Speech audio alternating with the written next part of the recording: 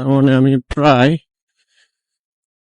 কয় মিনিট, প্রায় 40 মিনিট ধরে বসা, রাইডের দুর্ভিক্ষ চলতেছে। তো এখন শেষমেশ পানি দিতে যাচ্ছি রাইডের উপরে। সামনে আছে পরিবহন থেকে যাবে আগ্রাবাদ।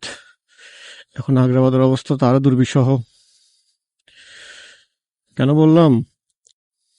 আমি যাইলে দেখাইতে পারবো কেন বললাম। এই টাইমটা আসলে রাইড নাই, নাই বললে নাই, বলতে গেলে নাই।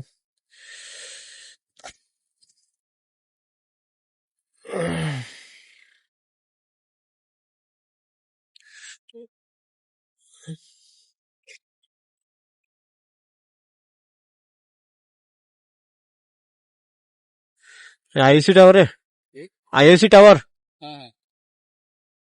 আপনি ওদিকে দাঁড়াইলে আর ঘুরতে হইতেন। আমি প্রথমে খেয়াল করছি ওই যে সুন্দরবন রে এসে পরিবহন মনে করছি, ওর আবার খেয়াল বলো ওইটা তো